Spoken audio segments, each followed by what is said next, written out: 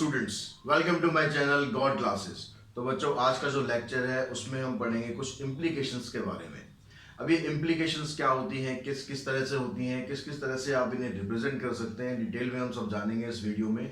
तो बने रहिए इस वीडियो में एंड तक। तो सबसे पहले हम स्टार्ट करते हैं कंडीशनल से। अब आपने डेली लाइफ में ऐसे बहुत सी स्टेटमेंट्स पढ़ी होंगी इफ देन क्यू वाली। आप कहते हैं कि हम इफ x + 2 = 5 देन x = 3। तो इस तरह की जो स्टेटमेंट्स होती हैं उनको आप किस तरीके से लिखते हैं, इसी फॉर्म में लिखते हैं if p then q, if x + 2 = 5 then x = 3। तो इस तरह की जो स्टेटमेंट्स होती हैं उनको बोलते हैं कंडीशनल। इसमें अब दो स्टेटमेंट आपके पास आती हैं, एक इफ के बाद आती है, एक देन के बाद आती है। तो जो सबसे पहली जो स्टेटमेंट होती है जिसको हम p से डिनोट कर रहे हैं यहाँ पर, उसको हम बोलते हैं एंटीसीडेंट या हाइपोथेसिस या प्रीमाइस। ज़्यादातर इसमें हाइपोथेसिस वर्ड हम यूज करते हैं नॉर्मली। और जो दूसरा स्टेटमेंट होता है जो क्यू होता है, उसको हम बोलते हैं कंसिक्वेंट या फिर कंक्लूजन। ठीक है। अब कोई भी जब स्टेटमेंट होती है तो आपसे ये पूछा भी जा सकता है कि भैया आपको स्टेटमेंट दे दी, जैसे मैं स्टेटमेंट की बात कर रहा हूँ, उसमें पी क्या हो गया, उसमें ये हाइपोथेसिस क्या हो गया, इफ x + 2 = 5, और उसमें कंक्लूजन क्या आ गया, देन के बाद जो हमारे पास सेंटेंस आया कि x = 3, तो वो आपका कंक्लूजन हो गया। अब इसको जब आप लिखते हैं इफ p देन q को, तो सिंबॉलिक फॉर्म में जब आप इसको लिखेंगे तो किस तरीके से आप लिख सकते हैं, या तो आप इस तरीके से लिख सकते हैं या फिर आप इस तरीके से लिख सकते हैं। दोनों का मतलब ये, अगर आपको स्टेटमेंट ऐसे दी है तो इसका मतलब ये क्या बता रहा है आपको, ये कह रहा है इफ p देन q। तो यहाँ पर भी सेम ही मीनिंग होगा इफ p देन q। अब इसको लिखने का सिर्फ एक यही तरीका नहीं होता, इसको आप अलग अलग तरीकों से रिप्रेजेंट कर सकते हो। आपकी बुक में बहुत सारे तरीके दे रखे, अगर आपके पास ML अग्रवाल है या कोई और बुक भी है तो उसके अंदर आपको कई सारे तरीके लिखने के दे रखे हैं। कुछ मैंने यहाँ पर लिखे हुए हैं ताकि आप उसको समझ पाए। इसी स्टेटमेंट को आप यहाँ पर ऐसे लिख सकते हैं, P it follows that Q। ठीक है। अगर हम दो स्टेटमेंट की हम बात करें, मैंने कौन सी स्टेटमेंट बोली, इफ x + 2 = 5 देन x = 3। तो इस स्टेटमेंट की अगर हम बात करें तो इसको हम यहाँ पर लिखेंगे तो कैसे लिखेंगे, if x + 2 = 5 it follows that x = 3। तो आप उसमें सेंटेंस में चेंज कर करके किसी भी तरीके से अलग अलग तरीके से लिख सकते हो, लेकिन यहाँ पर आपको हमेशा ध्यान ये रखना है कि उसका जो मीनिंग है वो बदलना नहीं चाहिए, मीनिंग उसका वही होना चाहिए। तो आपको यहाँ पर जैसे अलग अलग तरीके कुछ दे रखे हैं, P implies Q, P only if Q, P sufficient condition for Q and Q is necessary condition for Q। ये sufficient necessary condition के बारे में थोड़ा सा और हम यहाँ डिटेल में समझेंगे। अच्छा, जब if P then Q लिखते हैं या if Q then P लिखते हैं तो वहां पर क्या होता है, आपकी स्टेटमेंट का जो मतलब होता है वो चेंज हो जाता है। अगर मैं कहूँ कि यहाँ पर if x = 3 then x + 2 = 5, तो वो कोई जरूरी नहीं है, x = 3 किसी और तरीके से भी आ सकता है। तो यहाँ पर ये कोई कंडीशन यहाँ जरूरी नहीं है कि इफ x = 3 then x + 2 = 5। इसका मतलब क्या होता है कि अगर आप इफ p then q लिख रहे हो या इफ q then p लिख रहे हो तो जरूरी नहीं है कि वो सेम मीनिंग आपको देंगे। यानी ये स्टेटमेंट जो होती है, ये कंडीशन जो होती है, ये कम्यूटेटिव नहीं होती है। आप इसको उल्टा करके लिखोगे तो उसका मीनिंग चेंज हो जाता है। p only if q, अगर इस तरह से आपको लिखा मिले कि p only if q, तो इसका मतलब होता है if p then q। लेकिन अगर यहाँ पर आ जाए p if q मीन्स, यहाँ से ओनली वर्ड हटा दिया बस हमने, ओनली वर्ड हटाने से ही उसका मीनिंग जो है वो चेंज हो जाएगा। इसका मतलब होगा if q then p। तो ये छोटी छोटी चीजें हैं, इनका आप ध्यान रखेंगे स्टेटमेंट बनाते समय। अब यहाँ पर सफिशिएंट और नेसेसरी कंडीशन की बात आई। अब ये कहता है p is sufficient for q, इसका मतलब क्या होगा, if p then q। p is sufficient for q मतलब if p then q। लेकिन अगर नेसेसरी वर्ड आता है वहां पर p is necessary for q, तो इसका मतलब हुआ कि if q then p, पहले q स्टेटमेंट आएगी, उसके बाद स्टेटमेंट आपकी p आएगी। तो कंडीशनल के अलावा कुछ और इम्प्लीकेशंस होते हैं, उसको भी हम डिटेल में पढ़ लेते हैं। तो यहाँ पर मैंने एक स्टेटमेंट लिखी है, उस स्टेटमेंट की हेल्प से मैं आपको समझाता चलूंगा कि क्या क्या और इम्प्लीकेशंस होते हैं और कैसे आप उन्हें लिख सकते हैं। ठीक है। सबसे पहले हम लिख रहे हैं if x is divisible by 4 then x is even। ये एक स्टेटमेंट है। तो आपको क्या करना होगा, आपको एक स्टेटमेंट दी जाएगी, ठीक है, इफ p then q की फॉर्म में, फिर आपसे उसका कन्वर्स पूछा जाएगा। अब converse of if p then q का मतलब क्या होता है, इसमें आपको बस क्या करना है, q और p की पोजीशन चेंज कर देनी है। यानी अगर आप यहाँ पर ये जो देन वाली स्टेटमेंट है इसको आप पहले लिख दें। यहाँ पर क्या कह रहा है, converse of P to Q is Q to P, यानी पहले आपको Q लिखना है। यानी स्टेटमेंट आपकी क्या बन जाएगी, इफ X इज इवन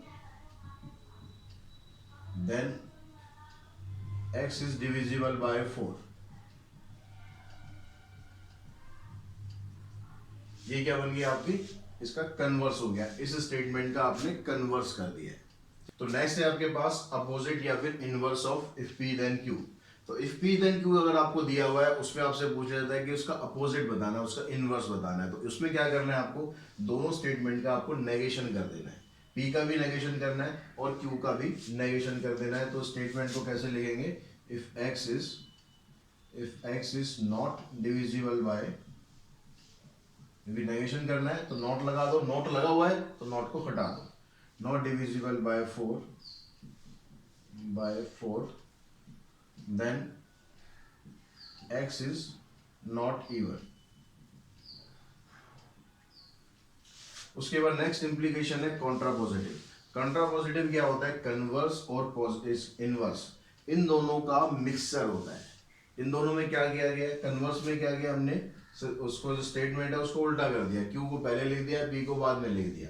यहाँ पर क्या कर दिया हमने, दोनों का नेगेशन कर दिया। यहाँ पर आपको क्या काम करना है, आपको Q को पहले लिखना है लेकिन उसका नेगेशन करके लिखना है, negation of Q to negation of P। तो दोनों स्टेटमेंट का आपको नेगेशन कर देना है और उल्टा कर देना है स्टेटमेंट को। तो यहाँ पर पहले इसको लिखेंगे, इसका negation, if X is not even, if X is not even then X is not divisible by, then X is not divisible by 4। ठीक है, इस तरीके से ये इम्प्लीकेशंस होते हैं। उसके बाद आती है एक बाई कंडीशनल स्टेटमेंट्स। आपने कई बार पढ़ा होगा कि इस तरह के वर्ड्स आते हैं उसमें इफ एंड ओनली इफ, या फिर इसको कई बार ऐसे भी शॉर्ट में ऐसे भी लिखते हैं, आई फिर डबल एफ। तो इसका मतलब होता है कि भाई ये और सिर्फ ये। तो जो स्टेटमेंट उसमें होती है इसका मतलब वो होता है कि आपको P से Q पर भी प्रूव करना होता है और उसका कन्वर्स भी करना होता है, Q से P पर भी प्रूव करना होता है। दोनों तरफ से जो स्टेटमेंट होती है वो बिल्कुल उसका मीनिंग सेम आ जाता है। तो यहाँ उसको जब आप सिम्बॉलिकली लिखेंगे तो एरो इस तरफ दोनों तरफ लगानी है, चाहे ऐसे एरो लगा दो चाहे ऐसे एरो लगा दो। अब क्योंकि यहाँ पर आपको दोनों तरफ से प्रूव करना होता है तो इसका मतलब आप P देन Q लिखो या Q देन P लिखो तो उसमें दोनों का मतलब सेम ही आता है, स्टेटमेंट का मीनिंग चेंज नहीं होता। इसलिए ये बाई कंडीशनल स्टेटमेंट जो होती है कम्यूटेटिव होती है। इसको लिखने के अलग अलग तरीके हो सकते हैं आपके पास। ऐसे लिखा हो सकता है P if and only if Q, अगर ऐसे लिखा है तो ऐसे भी हो सकता है Q पहले आ गया, Q if and only if Q। इसका और इसका दोनों का मतलब सेम है। जैसे इफ और देन में चेंज हो जाता है, इसमें मतलब चेंज आपका नहीं होगा। P is necessary and sufficient condition for Q, इसका मतलब भी यही होता है। P टू Q और Q टू P मतलब if P then Q and if Q then P। P is equivalent to Q। तो इन सब स्टेटमेंट जो आपको दी हुई है उन सबका मतलब यही होता है। अब इनको क्वेश्चन के जरिए वो समझेंगे कि क्वेश्चन में आप किस किस तरीके से इनको यूज कर सकते हो। बिल्कुल सिंपल क्वेश्चन है, मोस्टली बस आपको वर्ड्स में उनके आंसर देने हैं। तो उसके आंसर आपको आपकी जो बुक है उसमें आंसर्स में दे ही रखे हैं। मैं उनमें से कुछ 2-3 पार्ट लेके आपको समझाता जाऊंगा कि आपको किस तरीके से उनको यूज करना है।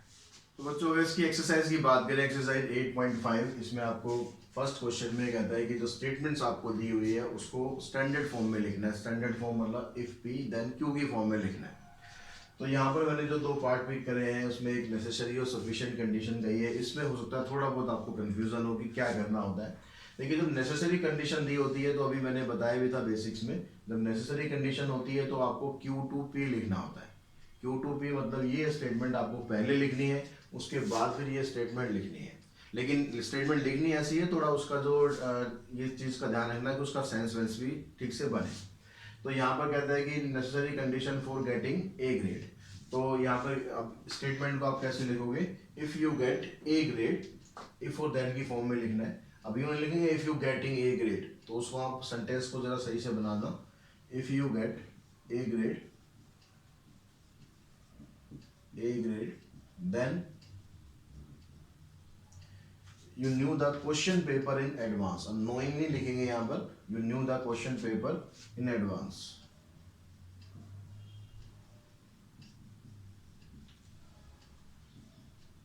Question paper in advance. बस चीज का ध्यान रखना कि वर्ड्स आपको क्या सिलेक्ट करने। अगर हम हमारे पास सफिशिएंट कंडीशन हो, सफिशिएंट कंडीशन में क्या बताया था आपको कि पी देन क्यू लिखना है, यानी पहले आपको स्टेटमेंट तो ये लिखनी है, उसके बाद फिर आपको ये रिजल्ट लिखना है। तो यहाँ पर क्या आ जाएगा, if you know the question paper in advance, if you know the question paper in advance then you get A grade। तो ये नेसेसरी कंडीशन और सफिशिएंट कंडीशन में ध्यान रखना, बाकी तो आप इजीली समझ जाओगे। जैसे यहाँ पर कहता है you will fail if you will not study, तो यहाँ पर ये स्टेटमेंट आपके पास पहले आएगी, if you will not study, if you will not study then you will fail। तो इस तरह से कुछ और पार्ट्स आपको दिए हुए हैं, उनकी प्रैक्टिस आप कर सकते हैं, बहुत इजी है, बस स्टेटमेंट का सेंस आपको समझ लेना है एक बार। सेकंड क्वेश्चन में कहता है राइट द कन्वर्स। तो कन्वर्स में तो क्या करना था, सिर्फ आपको इसको उल्टा लिखना है। उल्टा मतलब पहले ये स्टेटमेंट आ जाएगी, इफ 4 + 6 = 10 देन 4 × 6 = 24। ऐसे अगर यहां पर बात करें तो ये स्टेटमेंट पहले आएगी, if you will cry then I will slap you.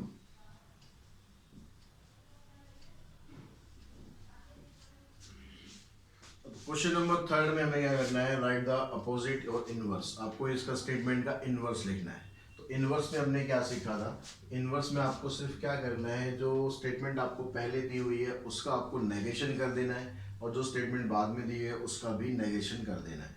तो यहाँ पर इसको आप लिखेंगे, if A number is not divisible bye 6, इस तरीके से लिखेंगे। तो नॉट लगाते क्या हो जाएगा, उसका नेगेशन हो जाएगा। यहाँ लिखेंगे if A number is not divisible by 6 then it is not divisible by 3।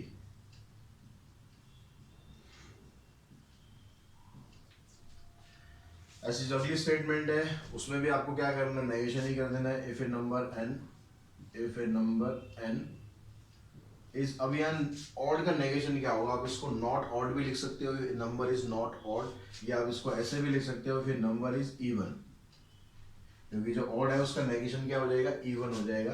Then n² is even. तो आप इस तरीके से भी लिख सकते हो, जरूरी नहीं कि हर जगह आपको नॉट लगाना ही लगाना है। Right in its equivalent contrapositive form.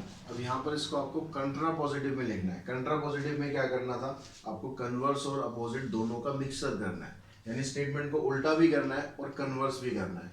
तो यहाँ पर आप पहले ये वाली स्टेटमेंट लेंगे, इफ अर्थ इज, अब क्योंकि आपको नेगेशन करना है, यहाँ ऑलरेडी नॉट लगा हुआ है तो इसको आप हटा दो। If earth is round then moon is, यहां से भी नॉट हटा दो, देन मून इज स्क्वायर। अब इस स्टेटमेंट की बात करें तो यहां पर भी आप ऐसे करेंगे, पहले इस स्टेटमेंट को लेते हैं, if A number is divisible bye 3, if A number is not divisible bye 3, negation कर दिया, then it is not divisible by 6।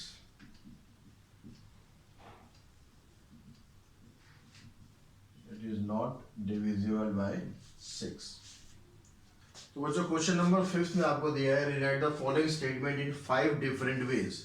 ठीक है, और मीनिंग उसका सेम रहना चाहिए, मीनिंग में कोई डिफरेंस नहीं आना चाहिए। स्टेटमेंट है, if a natural number is odd then its square is also odd. तो ये स्टेटमेंट को आपको लिखना है 5 अलग अलग तरीकों से। आप जैसे मर्जी लिख सकते हो। अभी पीछे हमने जो इफ देन वाले कई सारे तरीके उसमें डिस्कस किए थे, तो आप उनमें से कोई भी तरीका यूज कर सकते हो।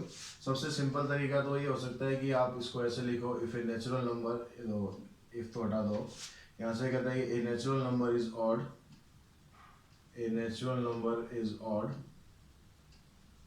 implies that का साइन लगा दो, its square is also odd.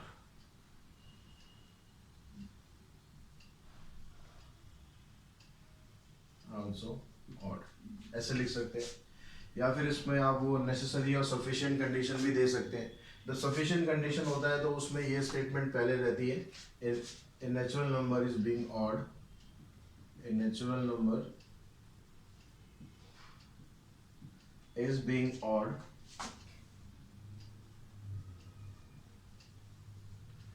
then it is sufficient to be its square is also odd, then it is sufficient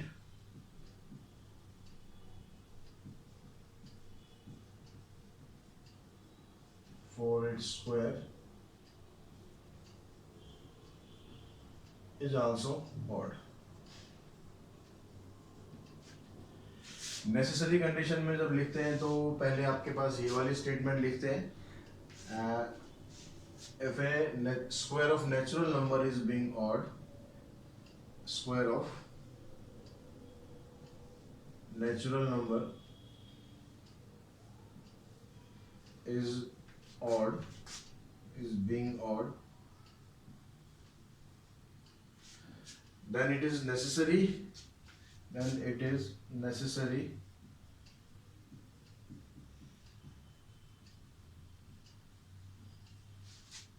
for a natural number is odd, for a natural number is odd. और क्या तरीका हो सकता है, और आप ऐसे लिख सकते हो, a natural number is odd, a natural number is odd only if its square is also odd, square is also odd. अब इसको नेगेशन में भी लिख सकते हो कि if a natural number is not odd, if a natural number is not odd, then its square is also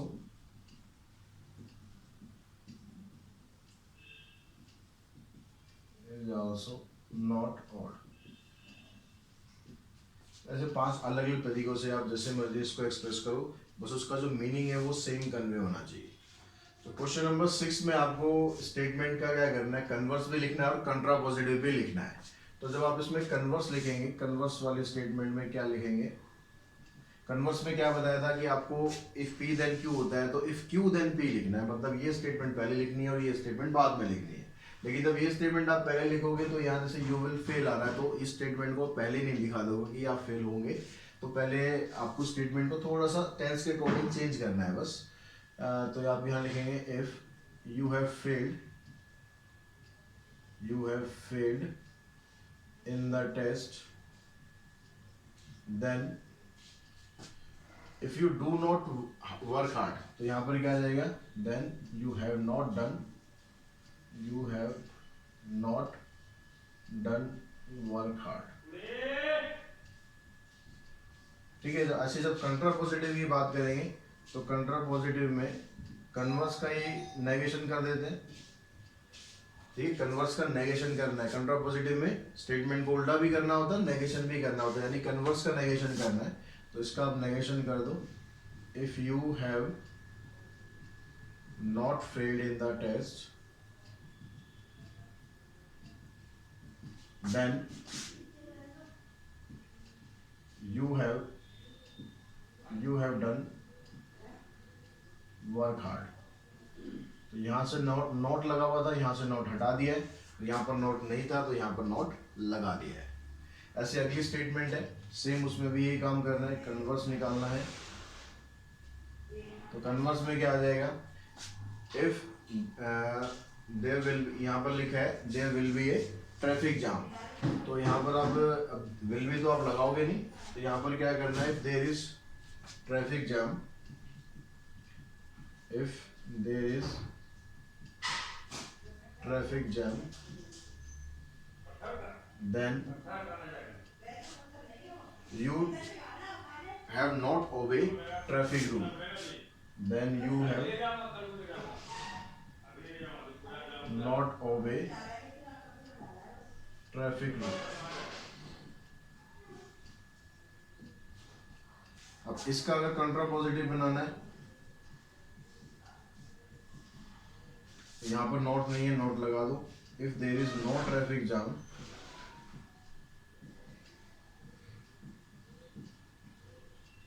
then यहां से आप नोट हटा दो, then you have obeyed traffic rule.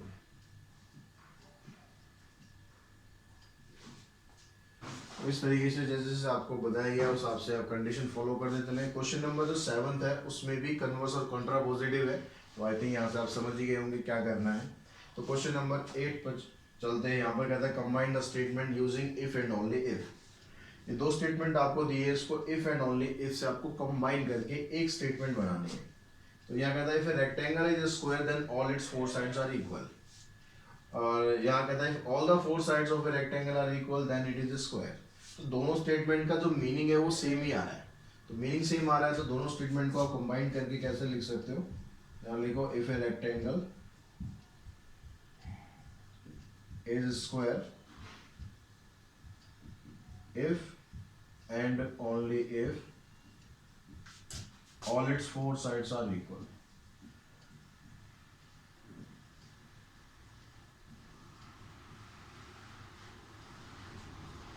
तो अभी जब हमने बाई कंडीशनल स्टेटमेंट पढ़ा था उसमें हमने पढ़ा था कि कम्यूटेटिव होती है. तो आप इसको ऐसे भी लिख सकते हो या आप इस स्टेटमेंट को पहले भी लिख सकते हो, ऐसे भी लिख सकते हो.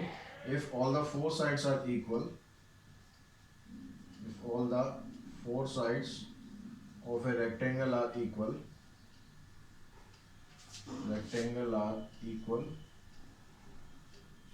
if and only if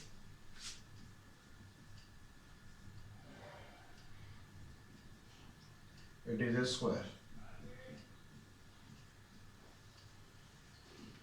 तो आप दोनों तरीके से स्टेटमेंट को इसको कंबाइन कर सकते हो.